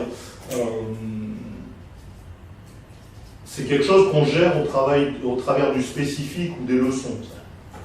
Après, dans l'entraînement collectif, nous, on ne fait pas de différence là-dessus. On ne fait pas de différence, ni sur le niveau d'exigence, ni sur le... enfin, si, on est plus exigeant avec les personnes qui doivent assurer le résultat et maîtriser les choses là. Mais on n'est pas moins exigeant avec les... Enfin, on ne met pas un niveau d'exigence faible, où on ne cache pas quelqu'un dans une partie de l'entraînement ou une partie de l'opposition parce qu'il maîtrise moins bien ou ne maîtrise pas quelque chose. Par contre, on lui fera sur le travail spécifique ou sur le travail de leçon quelque chose forcément de différent de nos joueurs. Ils sont quand même, comme tout athlète, ils s'évaluent entre eux ou ils se classifient entre eux. Au-delà de ça, comme tu l'as dit aussi, il y a des gens sur qui vous comptez absolument pour votre perf, que ce soit sur le championnat ou sur le... Ils sont au courant de ça. On leur dit dans les individuels quand même. Lui, il y a une attente particulière sur lui parce que c'est quelqu'un qui a une année de plus que les autres ou qui a des capacités en plus ou sur qui vous comptez pour encadrer le groupe. Vous avez déjà gardé des gens ici pour encadrer les générations qui rentraient, qui n'étaient pas forcément des gens qui rentraient ce genre de choses. Ils sont parfaitement au courant de ça. Ah oui. Oui, même certains peuvent... tu vois, ce matin, on a eu une réunion justement pour décider pour l'an prochain. Certains, on va leur proposer de rester sur deux aspects. Parce qu'on pense qu'individuellement, ils ne sont pas encore tout à fait prêts et qu'on peut encore leur apporter quelque chose justement par ce travail plus individuel, on va dire, mais aussi parce qu'ils vont nous permettre d'apporter, de transmettre par exemple des valeurs importantes, de qualité d'entraînement, de sérieux, etc. Donc, et ça, c'est des challenges qui leur sont clairement évoqués, proposés et fixés. Voilà, après, sur la... On va dire que c'est... on est toujours sur un renouvellement, en gros, de tiers, un petit peu. Donc, par exemple, l'an prochain, on va avoir 8 nouveaux entrants, donc c'est un peu plus qu'un tiers. 8 sur 18, c'est plus qu'un tiers, et avec 4 de la génération suivante, c'est-à-dire 4 de 99. Forcément, par exemple, le seuil de travail en priorité de ces 4-là va être différent, en tout cas, pendant les 4-5 premiers mois. Parce que, évidemment, même s'ils ont fait 1 ou 2 ans en pôle, ils ne sont pas... Mais tu sais, c'est pas au départ, au CNVB, on ne s'entraîne pas beaucoup. C'est pas le volume d'entraînement qui pose problème, c'est le niveau d'exigence. C'est vraiment là-dessus. Et que tous les joueurs, ils disent, ah bon, on fait que ça. Mais par contre, au bout de 3 mois, ils disent, niveau d'exigence, parce qu'on est nombreux, donc on est beaucoup sur leur dos, voilà, parce que c'est vrai que quand on demande quelque chose de bien précis dans un déplacement, etc., on ne lâche pas le joueur, etc. Donc c'est, par exemple, on s'entraîne beaucoup moins que l'IFGB. Beaucoup moins. Beaucoup moins. Par contre, je pense que le niveau d'exigence est bien supérieur. Ça, j'en suis convaincu. Et voilà, oui, parce que quand on s'entraîne, on ne fait pas plus de 15 heures par semaine. Hein. Donc c'est pas colossal. Enfin, si plus le match. Mais bon, c'est pas énorme. Non, c'est pas énorme. Par contre, c'est très répétitif, très régulier, très... voilà. Là-dessus, par rapport à la charge, il y a... Enfin, David, lui, il gère les cycles sur la préparation physique. Nous, le volume d'entraînement, il varie très peu. Il varie très peu. C'est assez... C'est pour ça que je disais que c'est assez monotone. C'est linéaire. C'est assez linéaire, justement, pour donner des habitudes, parce que aussi, Ils s'entraînent tous les jours quand même. Ah oui, ils s'entraînent tous les jours. Oui, sauf le dimanche. Non, mais je veux dire, c'est pas... à part les 4 jours de repos relatifs par mois, etc., c'est un entraînement qui est assez linéaire. Je veux dire, en club, des fois, après un match difficile, tu vas laisser tomber, ou tu vas recharger, au contraire, pour ensuite... Là, c'est assez régulier dans le volume, même dans l'intensité. À part le mercredi où, en général, la quantité de sauts a tendance à chuter par rapport aux autres jours, sinon... Ils sautent tous les jours. Ils sautent tous les jours. Donc, je ne sais pas si c'est ça tes questions. Oui. Je sais pas, c'est une question. Moi, j'ai mis globalement la thématique de la procédure d'entraînement, parce que c'est souvent chose une question, c'est quelle charge on met à l'entraînement, quel niveau d'exigence, voilà, et puis comment on reste productif et qu'on ne devient pas contre-performant par trop d'entraînement. Parce qu'on sait qu'il y a trop d'entraînement ou trop de sollicitation qui nuit à l'intégrité physique et à l'intégrité mentale. Quoi. Donc sur l'aspect mental, par exemple, la fatigue liée à l'entraînement, comment vous l'évaluez? On l'évalue pas. Il n'y a pas des bilans avec la psy? Si, on va parler bilan avec la psy. Il y a des alertes, vous avez pas des alertes? Oui, il y a des alertes de ce type. Et la voit combien de temps là-dessus? La psy, il la voit, globalement, il la voit toutes les 6 semaines. Ça fait déjà un retour régulier quand même. Il la voit globalement toutes les 6 semaines. Voilà. Non, je veux dire, on n'a pas une alerte quotidienne ou hebdomadaire par des... Il y a un suivi quand même quotidien de la vie d'établissement. Les alertes les plus régulières sur ces aspects-là, elles viennent du kiné. Voilà. Elles viennent du kiné, parce que lui, il nous fait des retours quotidiens sur les joueurs qu'il a vus, sur les blessures, voilà, et les alertes, elles viennent souvent par lui. Vous connaissez la fiche kiné? Comment elle fonctionne? Quelle montre la dernière fois? La fiche kiné? Est-ce que vous comptez, là, Thomas, il compte le nombre de sauts, il prend toutes les stats pour savoir combien de ballons il a touché, combien de sauts il a fait dans l'entraînement? On ne poussait pas. La dernière fois, Jocelyn nous présentait la comptabilité des réceptions, des contrats, d'attaque, des choses comme ça qui permet de faire un suivi qualitatif. Ça peut donner aussi un peu un retour sur l'état d'esprit. Si j'ai un échec, ça peut être un peu... Non, on ne fait pas une quantification. On ne fait pas une quantification des sauts. On fait une quantification du volume hebdomadaire et annuel d'entraînement et de temps de jeu. Voilà.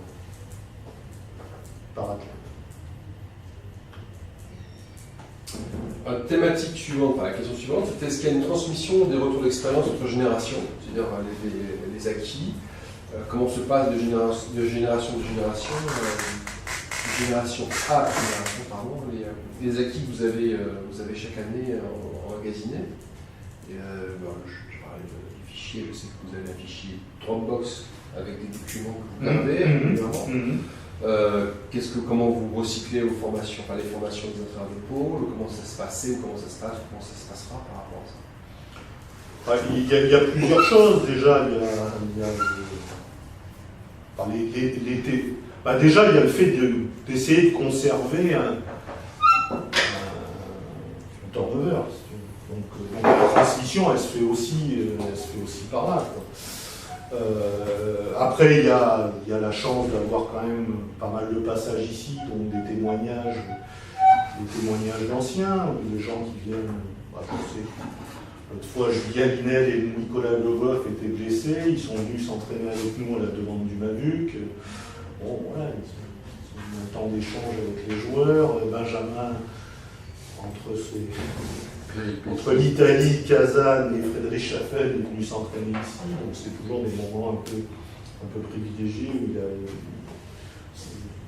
où les joueurs font passer des messages. Après, il y a d'autres aspects.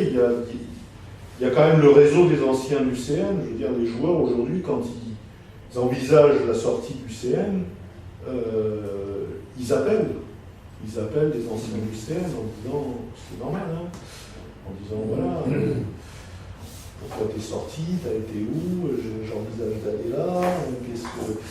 Voilà, et ça, c'est aussi. Ça fait partie des éléments qui contribuent à la culture, on va dire, un peu de la structure. Après, il y a tous les stages France. Bon, là c'est une période qui est hyper riche. Hein. T'as Laurent qui a pris des juniors, qui s'entraîne avec eux, t'as ceux du CN qui les regarde s'entraîner. Voilà, donc ça c'est toujours des moments assez forts. Après, tu disais quoi sur la formation des entraîneurs, pour l'aspect lien avec le haut niveau et coordination de la continuité. Alors on avait pris l'habitude de faire 2 réunions techniques par an avec tous les collègues de Paul et l'entraîneur national d'EA. Je trouve que c'était vraiment des moments très très riches parce qu'on passait 4 jours, 3 ou 4 jours, enfin bon, peu importe, regroupés à un endroit, à échanger sur un thème particulier et à sortir des documents et même à travailler ensemble sur le terrain pour voir concrètement ce que ça pouvait donner. Et je trouve que ça, c'était vraiment des moments très forts parce que ça nous met du lien avec l'entraîneur DA et c'est quand même hyper important, ça met du lien entre nous. Nous, on a la chance d'être 4 à travailler ici, donc on côtoie quand même souvent Laurent, donc on a la chance, mais les collègues dans les pôles, ils nous disent on est seuls. On est des fois déconnecté un peu du haut niveau, on est un peu isolé, on est.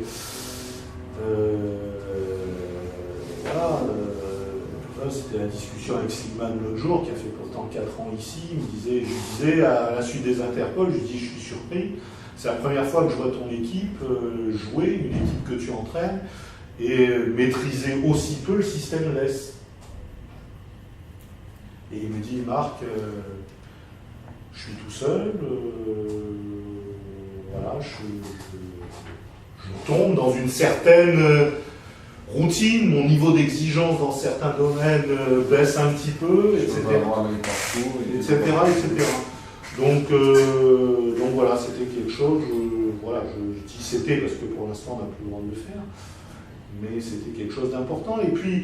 Et puis c'est aussi important pour l'entraîneur DA, parce que passer des commandes comme ça, c'est assez facile de dire, moi, je veux que les mecs ils sachent faire ça, pendant 2 ans il y a un pointu, etc.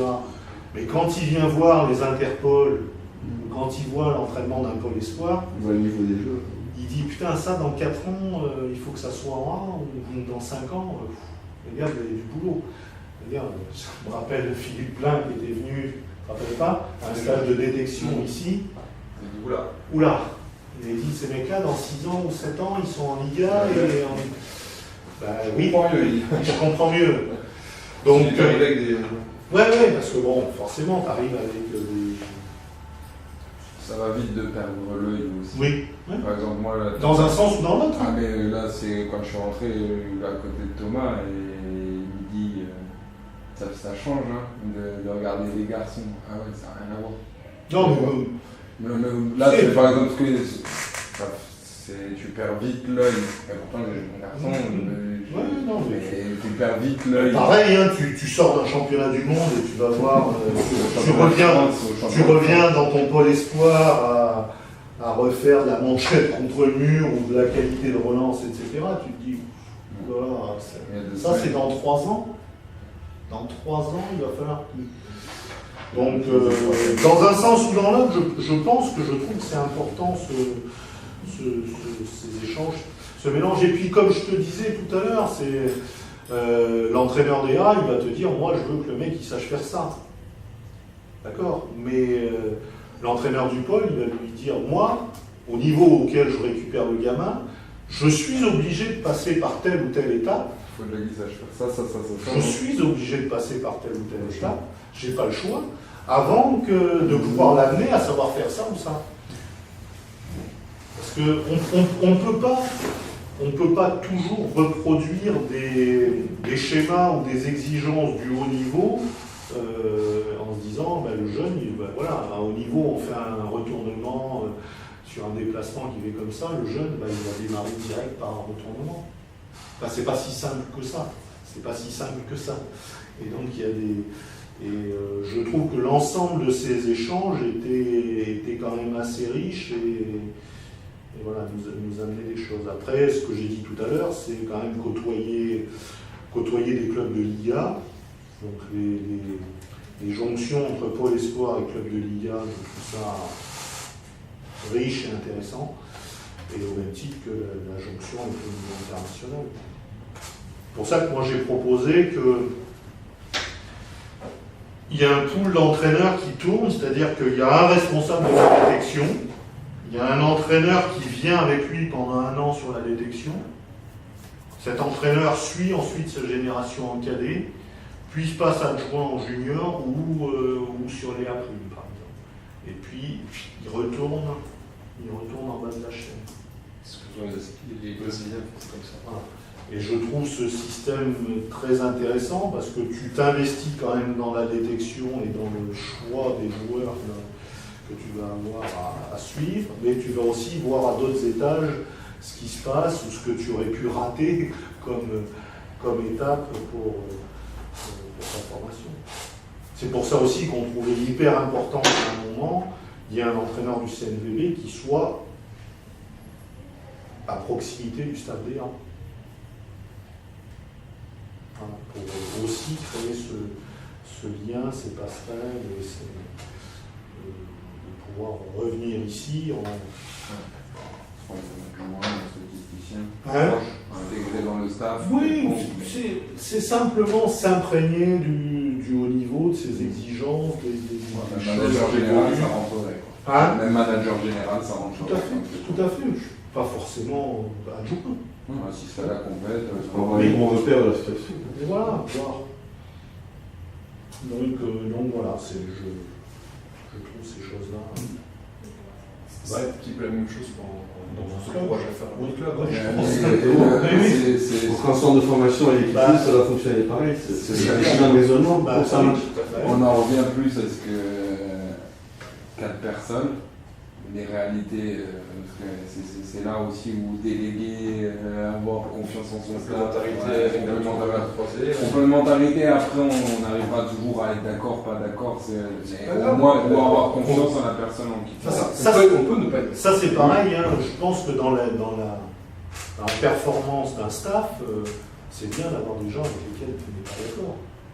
C'est ce qui fait avancer. Faut juste faire confiance. Sauf si le gars, il te démonte ouvertement devant. Mais si le gars, dans un bureau fermé comme ça, il vient te bousculer en te disant là, je suis pas d'accord avec toi, pourquoi on joue comme ça, pourquoi tu fais jouer un tel et pas un tel, je pense qu'elle pourrait nous amener quelque chose dans ce domaine-là, etc. Bon, après, tu décideras si tu veux. Oui, mais cette confrontation, elle est nécessaire. Elle est plus riche que toujours de dire bah oui, de toute façon, t'as raison, c'est bien, ça ne te fait pas trop avancer. Ouais, il faut encore avoir la personne. Oui, je dis pas que c'est ça, mais je pense que c'est plus riche. Je crois, nous, avec Philippe Salvan, il y a eu. Ah oui, c'était animé. Les 3 années au CNVB avec Philippe Salvan, c'était hyper animé. Mais il n'empêche que ça a fait bouger des lignes, clairement. Ces 3 années-là, elles n'ont pas été perdues pour les gamins. Ça a fait. Ça a fait bouger des lignes. Et est-ce que ça a changé justement avec son départ et l'arrivée de quelqu'un d'autre? Ça a recommencé sur ce type de processus? Il n'a pas été remplacé. Il n'a pas été remplacé. C'est une personne de moins. Ouais, c'est une personne de moins. Ça vous a forcé à réadapter ou? Franchement, 3 ou 4, je pense que le seul critique, si on descend en dessous de 3, là on serait obligé de changer de certains fonctionnements et de changer de certaines méthodes. Entre 3 et 4, franchement, ça va, on a pu maintenir à peu près la même chose. On a pu maintenir à peu près la même chose. Là, passer de 3 à 2, là, ça serait plus problématique. Enfin, David, Oui, par là, j'ai 4 Ouais, c'est le volet, on parle de Oui, volet. c'est vrai qu'il joue un rôle important. Mais en plus, le préparateur physique, plus le kiné, plus le docteur. Bah, ça devient de plus en plus important dans la mesure où il est en mesure de. Ce que vous avez dit tout à l'heure, Marc, on va dire par défaut, c'est que c'est quelqu'un qui prend le relais de l'entraînement lorsque physiquement le volleyball n'est pas possible. Pour faire un travail peut-être plus pointu, là où la pratique quotidienne du ballon t'empêche d'aller. Donc, et à un moment donné, il a été même dit sur le premier module, lorsque Olivier vous a parlé du travail du handball. On était au MHB, il disait les meilleurs moments pour travailler le physique de l'athlète, c'est quand il est blessé. C'est le seul moment où il est disponible pour qu'on s'occupe de la machine. Donc il y a un truc qui ne marche pas, donc on enlève de l'entraînement. Par contre, les 90% qui restent, on travaille avec. C'est le paradoxe aujourd'hui de la pratique soutenue, ce qui ne va pas être totalement étranger au volleyball prochainement. Les gros clubs vont jouer leurs 40 matchs par an, là, c'est donc entre 40 et 45 matchs. Là, je crois qu'au Mauricio, il en est à 42 matchs, 43 matchs. Avant sa finale. C'est pour ça, nous, on a eu au départ un gros ajustement nécessaire avec le médical. Parce qu'il y avait un nouveau médecin, c'est le médecin du CHU là, qui gérait les sportifs de haut niveau, et 2 avec les kinés. Le gros réajustement, il tourne autour de ce que vient de dire Lino, c'est-à-dire que globalement, l'entraînement, il est presque toujours possible. Presque toujours. Pas l'entraînement collectif, pas l'entraînement, mais il y a toujours une possibilité d'avoir une activité, de faire quelque chose, et c'est des moments qui sont très riches, souvent, effectivement, pour développer les choses. Et donc faire accepter au médical que ce n'était pas à eux d'arrêter l'athlète, parce que au départ c'était ça, c'est bon, tu peux, voilà, t'es blessé, donc tu ne t'entraînes pas. Faire accepter au médical un changement de discours en disant ok, tu es blessé de tel endroit, donc il y a tel type d'exo que tu ne peux pas faire, par contre tout le reste. Et donc là, les entraîneurs, le préparateur physique, éventuellement le kiné prennent le relais et en profitent pour faire un gros travail autour de ces aspects-là.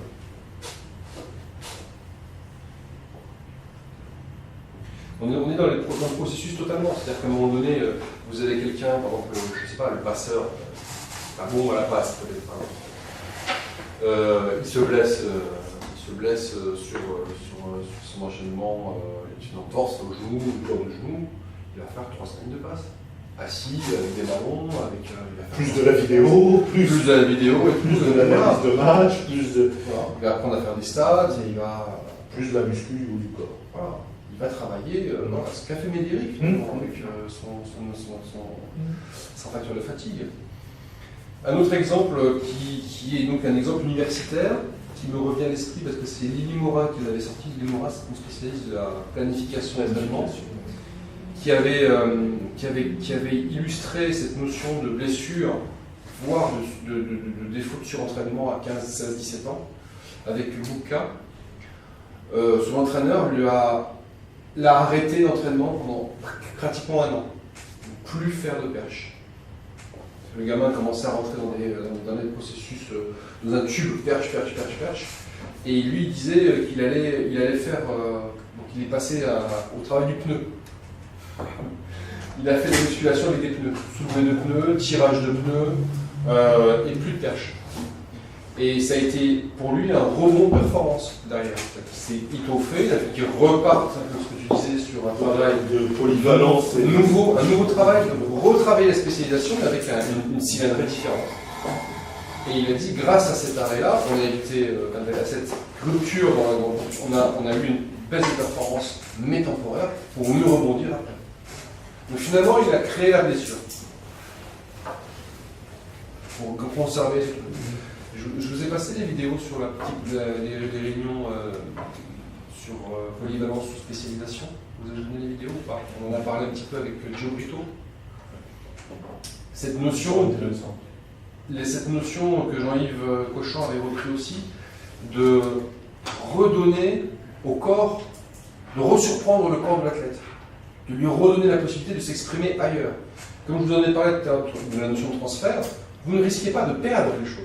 Vous risquez simplement de perturber les routines, mais en même temps de solliciter différemment les chaînes musculaires, les tendons, etc., sur d'autres angulations et tout. Donc peut-être faire du bien à l'ensemble du squelette, on va dire, mais de resurprendre à la fois le corps et l'esprit, c'est-à-dire que vous allez redonner de l'oxygène à ce que peut avoir comme effet néfaste de cette routine dont parlait tout à l'heure Marc, c'est la lassitude, la perte de sens.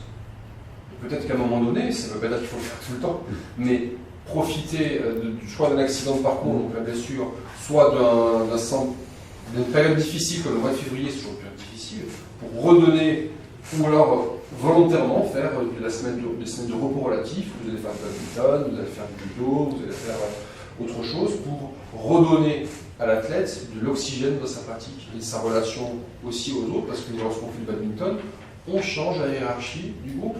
Et on redonne à quelqu'un la possibilité de redevenir celui qui fait la différence. Et on repart sur un nouveau cycle. Et donc c'est lié pour moi à la notion de seuil de tolérance, c'est qu'il faut prévoir, il faut anticiper les blessures et ce type de... Dans un processus d'entraînement, il faut en tenir compte. Et ne pas hésiter à ne pas s'entraîner, plutôt que de prendre le risque de créer une rupture forcée, parce que la blessure, c'est quand même pas souhaitable. Mais il y a des moments où peut-être que le non-entraînement classique, plus autre chose, donc soit une séance vidéo, soit une discussion, soit un retour, soit quelque chose, ça permet d'aller plus vite, plus loin, ailleurs. Marc, ça fait 1h03, donc il va y avoir un entraînement tout à l'heure. Donc j'aurais demandé de se préparer pour être présent. Donc j'avais proposé quelque chose sur cette séquence. Est-ce que tu peux leur en parler là, ou tu as encore autre chose à rajouter sur ce qu'on a dit? Vraiment plein de choses. Alors si tu peux nous présenter ce qui va être fait cet après-midi.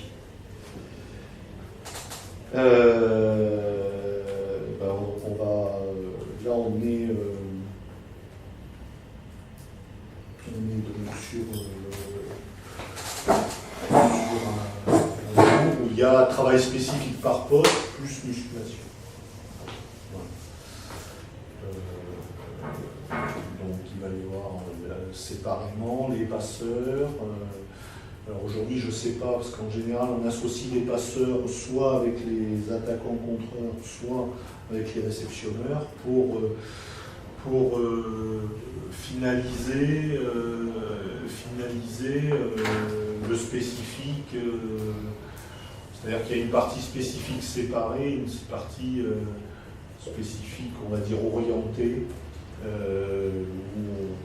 on cible là plus, par exemple, la relation passeur-réceptionneur, autour de la paille, toutes des choses comme ça, ou si c'est les centraux, les attaquants-contreurs, autour de la fixation, des choses comme ça. Il va y avoir 2 ateliers, aspect technique et aspect orienté, c'est ça? Oui. Alors je ne sais pas si les placeurs sont avec les réceptionneurs ou avec les attaquants-contreurs. Voilà, donc ça change. Voilà, ça change.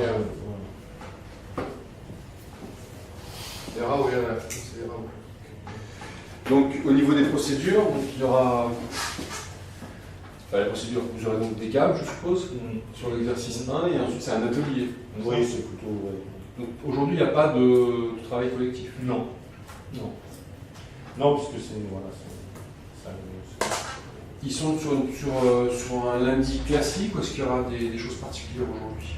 Ils sont sur un lundi classique. Donc il y aura finalement assez peu de consignes qui vont être données. Ils savent déjà ils savent ce qu'ont être les exercices.